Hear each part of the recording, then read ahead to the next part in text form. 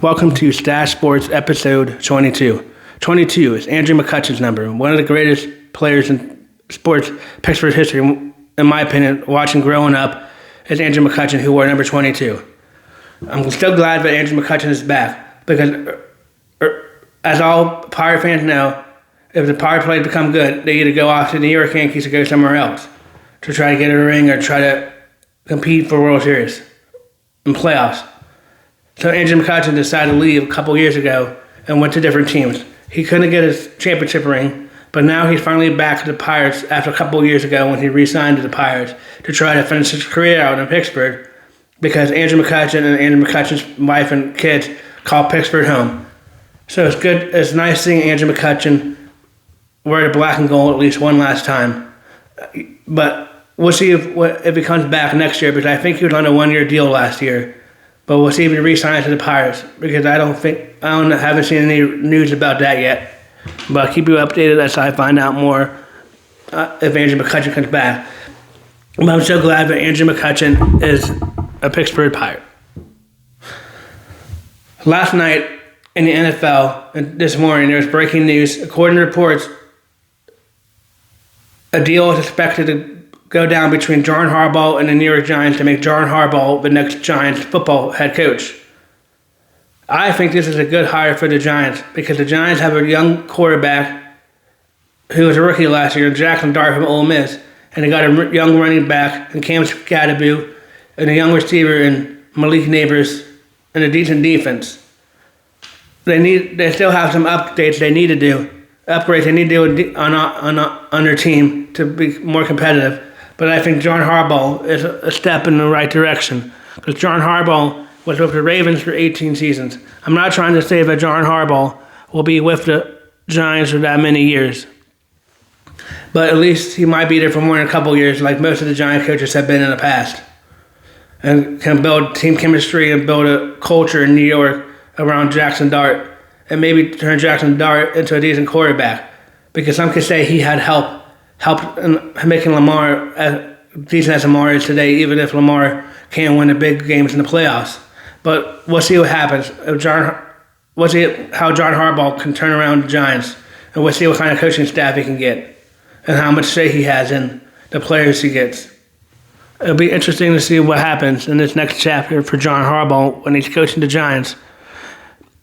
He's in a different division now in the NFC. He's got to play the Eagles, the Cowboys, and the Redskins, or Commanders, excuse me, not the Redskins. I call them Redskins still, because it's still the Redskins to me. But the Commanders. And that division is hit or miss each year. Because besides last year, the Eagles are the only team to repeat year after year, this year and the year before. And that hasn't happened for quite a while in that conference. So John Harbaugh is going to an easier conference, I think, and be able to compete against the Giants and the Cowboys and the Redskins or Commanders. But we'll see. So he can turn the Giants around and be competing for division titles, because that division has different teams win it each year. And the Eagles are one of the better teams in that division. The Cowboys are hit or miss. They might be good one year, or they might not be as good. And the Commanders are okay. They have a new coach in Dan Quinn from a couple years ago, but last year they weren't as good because Jalen Daniels got hurt. Daniels got hurt for the Commanders. So if he can stay healthy, they might be competitive too. But time will tell what happens to that. But I think if it is true and John Harbaugh goes to the Giants, I think that's a good hire for them. I think that's a good hire for the Giants if John Harbaugh goes there, and it is true. I also read that they could make him one of the highest paid coaches in the NFL. That might be another reason why he's going to the Giants. Have a young quarterback to establish a team around him, to build a culture in New York, and to make one football team in New York besides the Buffalo Bills actually good. And yes, I know they got the Jets, but the Jets are always really bad. But I don't remember one time the Jets have been good in the last couple of years. Hopefully, for New York fans' sake, John Harbaugh can turn the Giants around into a winning program for the Giants fans. I know one of my Giants friends would probably be happy that they got Harbaugh, because that's who he wanted them to get.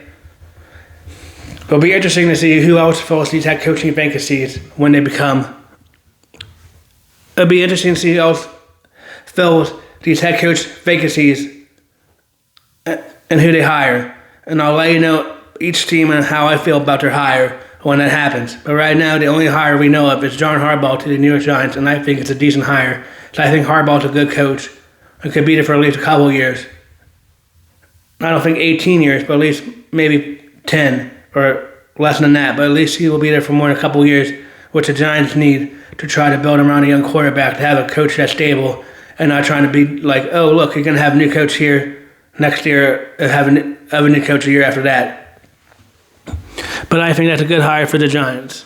Also, a couple weeks ago, it was reported that Matt Ryan, the former Falcons quarterback, is going back to Atlanta Falcons to be the president of football operations. It will help in leading the search to find themselves the next head coach for the Atlanta Falcons. Matt Ryan used to be an analyst on CBS Sports on the pregame, halftime show, and postgame shows on NFL Sunday on CBS. But now he'll be taking on a role of the president of the Atlanta Falcons, which he played for them. It's nice to see the Falcons going back to one of their former players and making him in a better role. I can't wait to see what he does to the operations and see who he brings in as a coach for the Falcons. And see who he brings in as a coach for the Atlanta Falcons. Tonight on ESPN, the Pittsburgh Penguins take on the Philadelphia Flyers. It is an in-state rivalry. Philadelphia, with one of the worst mascots in all sports, and gritty. That thing is so dumb looking. Only in Philadelphia would somebody come up with that mascot. I mean, come on, let's be real. That's why Pittsburgh is a better city than Philadelphia. We don't got dumb looking mascots. But anyway, let's hope the Penguins can take out the Flyers tonight and send them back to Philadelphia crying. I hope Crosby scores again tonight, because Crosby has the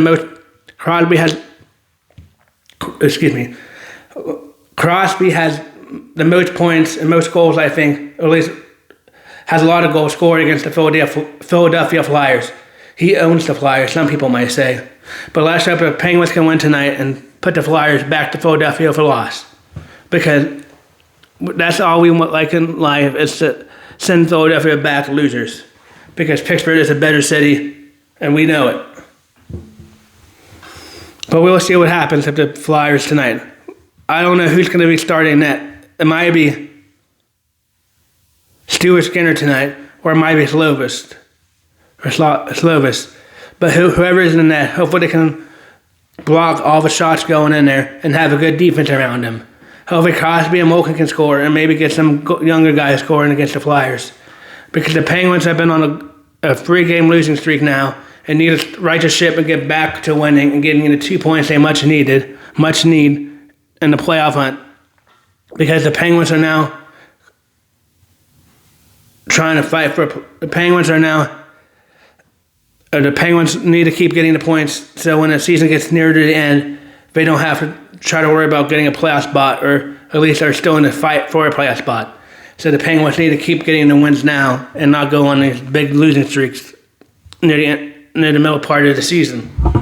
But let's hope the Penguins can beat the Flyers, because as us Pittsburgh fans know, we don't like those orange and black Flyers.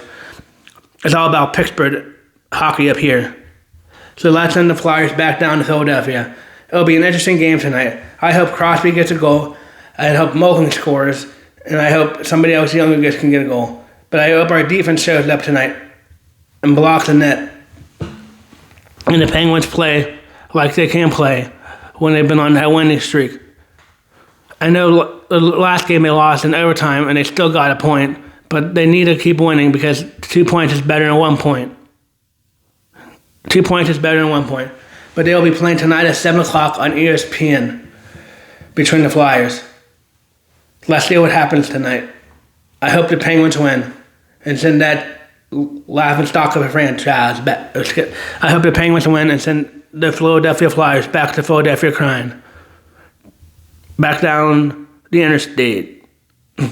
Back down to the interstate and back down to Philadelphia. But we will see what happens to the Penguins. This is Stache Sports.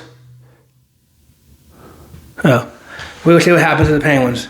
If there's any other breaking NFL or any other sports news, I'll bring that up in my other videos tomorrow. But let's hope the Penguins can beat their much-hated rival, the Flyers. Because Pittsburgh is... Let's hope they can beat the Flyers. And let's hope they have a good game tonight and win and get a much-needed 2 points that they need. Thank you for watching Stache Sports episode 22. If you have any comments or any concerns, please leave them below.